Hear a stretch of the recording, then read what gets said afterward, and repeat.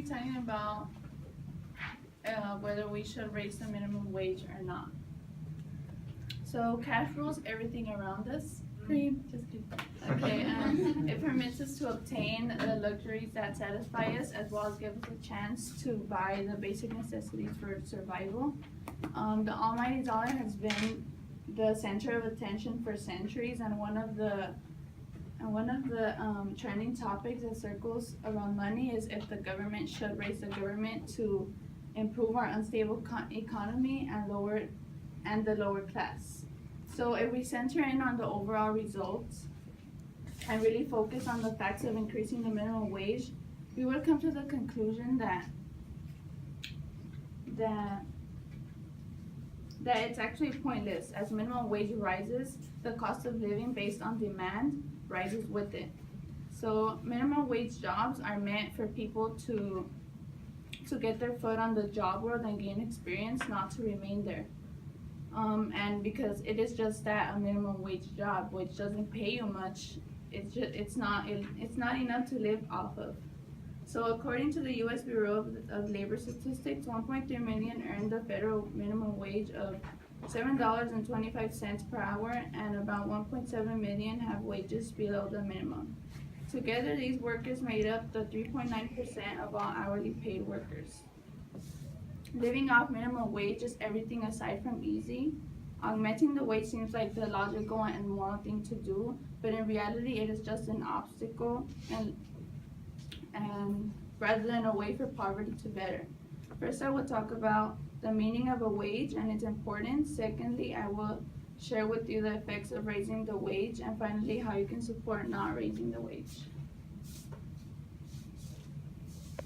So what is a wage? A wage is, by definition, it's a fixed regular payment typically paid on a daily or weekly basis, made by an employer to an employee, especially to manual or unskilled worker. And of course, a wage is a compensation for you because you're not going to be working for free, obviously. So according to the website bebusiness.com, the first federal minimum wage was brought in by Franklin D. Roosevelt in 1938, which is that guy right there. It was introduced as a part of the Fair Labor Standards Act, and that has to do with youth employment standards and overtime pay, as well as standards for government employees of local, state, and federal levels. Since it was in action, it has been raised 22 times by 12 presidents.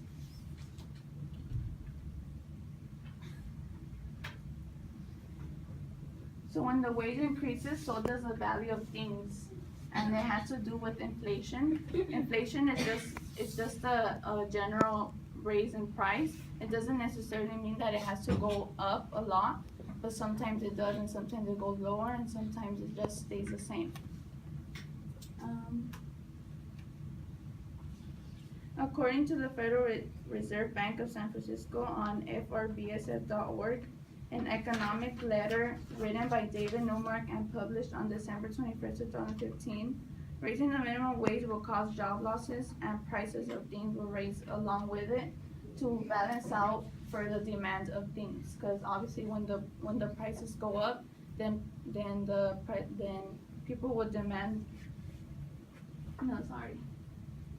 So people will want less when the prices go up. So inflation affects different goods and different people very differently.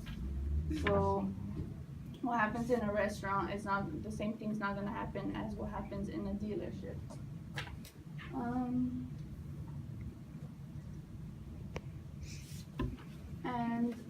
The want for additional workers will lessen.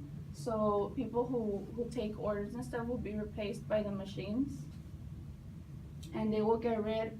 It will cost more to pay the more workers than to replace the workers with machines, and they're called kiosks, self-service.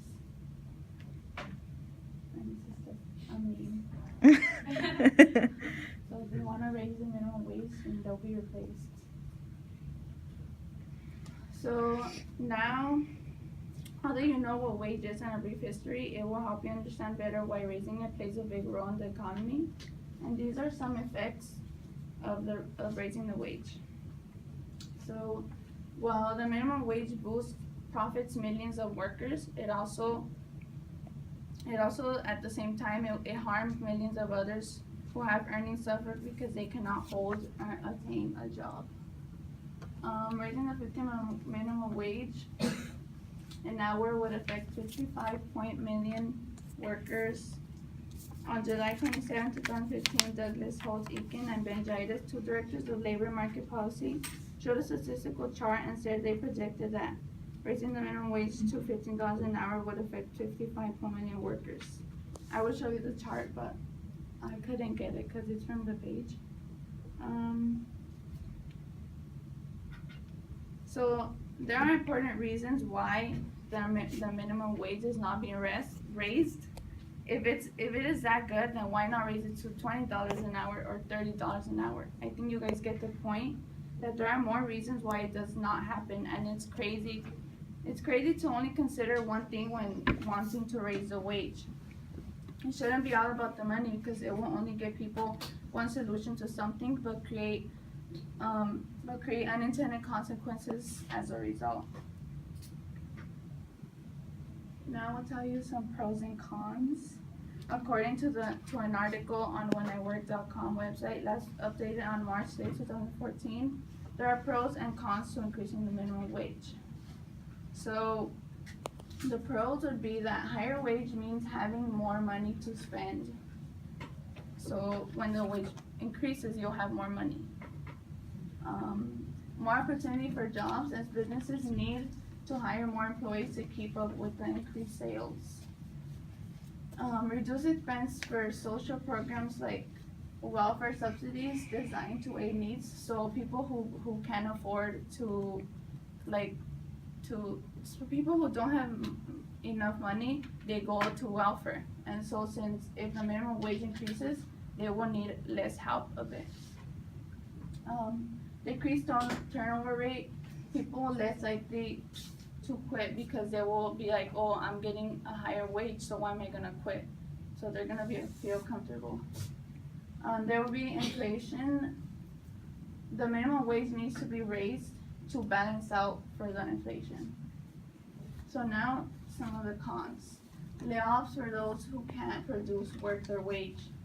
So people who can't produce what they're getting paid will obviously get fired because a bread man will not get paid the same as a doctor would. You get it? You get me? Yeah. Okay. Price increases in products to generate enough income to support highly paid minimum wage employees. So since the prices will increase,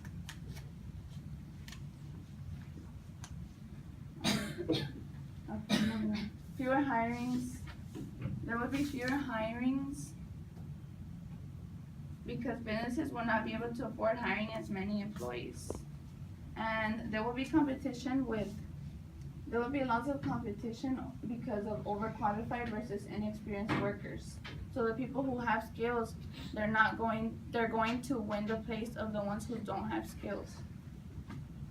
Minimum wage in other places will be inconsistent due to significance variation.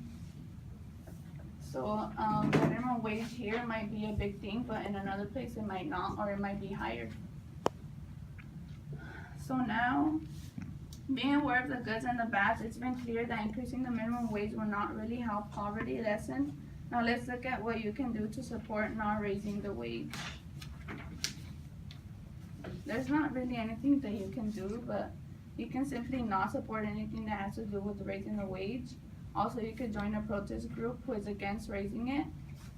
An article called National $15 Minimum Wage is Trouble, written by Noah Smith, a freelance writer of finance business publications, published on August 6, 2015, that a possible solution to not supporting the wage would be having local living wage campaigns, and each would pick a number that would best fit specific job markets. So to wrap things up, To wrap things up, I gave evident reasons to why the minimum wage should not be raised.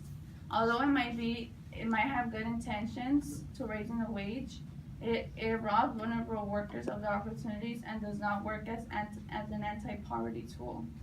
Looking back, I discussed what wage is so that you can get a better understanding of why it's important in the economy. Then I shared with you the positive and negative effects of raising the wage, and finally how you can support being against raising the wage. So something that you can do is become irreplaceable from technology, which means that you would have to learn a skill and become an expert at it, because experts, they will always get paid. Taking all into consideration, do you still think that minimum wage should be raised? Thank you.